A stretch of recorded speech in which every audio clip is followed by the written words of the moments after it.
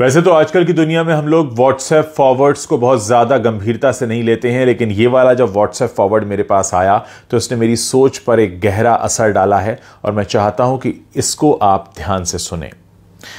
ये WhatsApp message है भगवान का घर के बारे में। कल दोपहर मैं बैंक गया था तो वहां एक बुजुर्ग भी अपने काम से आए थे। वहां वो कुछ ढूंढ रहे थे। मुझे लगा शायद उन्हें पेन चाहिए, इसलिए उनसे पूछा तो वो बोले, बीमारी के कारण मेरे हाथ कांप रहे हैं और मुझे पैसे निकालने की स्लिप भरनी है, उसके लिए मैं देख रहा हूं कि कोई मदद कर दे। मैंने बोला, आपको कोई आपत्ति ना हो तो मैं आपकी स्लिप भर देता हूं। उन्होंने मुझे स्लिप भरने की अनुमति दे दी। मैंने उनसे पूछकर स्लिप भी भर दी। रकम निकालकर उन्होंने मुझसे पैसे गिनने को कहा तो मैंने पैसे भी गिन दिए। हम दोनों एक साथ ही बैंक से बाहर आए तो बोले, सॉरी, तुम्हें थोड़ा कष्ट तो होगा परंतु मुझे रिक्शा करवा दो, इस भरी दोपहरी में रिक्शा मिलना बड़ा कष्टकारी होता है। मैंने बोला, मुझे भी उसी ओर जाना है, मैं आपको कार से घर छोड़ देता हूं। वो तैयार हो गए। हम उनके घर पहुंचे। 60 बाई 100 के प्लॉट पर बना हुआ एक घर था। घर तो क्या कहें, बंगला आप कह सकते हैं इसे।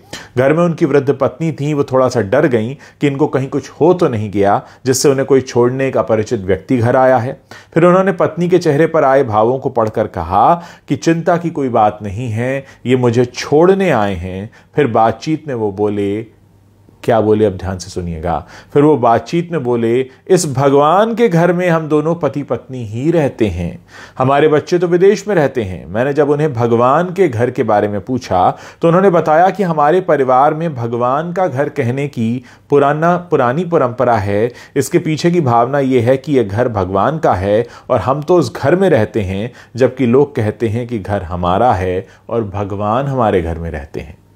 मैंने विचार किया कि दोनों कथनों में कितना अंतर है। उसके बाद वो बोले, भगवान का घर बोला तो अपने से कोई नकारात्मक कार्य नहीं होते और हमेशा सद्विचारों से हम ओतप्रोत रहते हैं।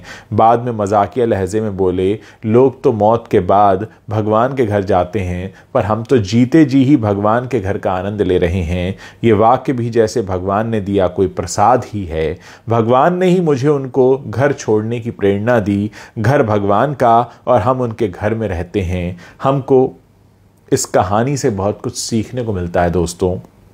अगर हम इस पर अमल करना शुरू करेंगे तो हमारी आने वाली पीढ़ियों के विचार भी वैसे ही हो जाएंगे। अच्छे कार्य का प्रारंभ जब भी करो वो एक नई सुबह होती है। ज़रा सोचिए, अगर आप अपने घर को अभी से भगवान का घर कहने लगेंगे तो उसके अंदर से जितनी नेगेटिविटी है, जितनी नकारात्मकता है, वो खुद ही बाहर हो जाएगी और फिर हमें कुछ अपने अंदर ये सोचने की ज़रूरत नहीं है कि हम किस तरह से बिहेव करें अपने घर में। जब आपको पता होगा कि आप भगवान के घर में रह रहे हैं, भगवान का घर यानी मंदिर, और मंदिर में कैसे जाते हैं, सर झुका होता है, मन में कोई क्लेश नहीं होता, मन में कोई गलत भावना नहीं होती। और ऐसे ही अगर आप अपने घर में रहना शुरू कर दें तो यकीन मानिए कि पूरा जो संसार है वो स्वर्ग बन सकता है। इस मैसेज को आप फॉरवर्ड भी कर सकते हैं, बहुत से लोगों तक पहुंचा सकते हैं, ताकि बहुत से लोग आज से, अभी से, इसी वक्त से अपने घर को भगवान का घर मानने लगें और भगवान के घर में जितनी श्रद्धा से जाया जाता है, जितनी श्रद्धा से रहा जाता है, वैसे ही रहने लगें।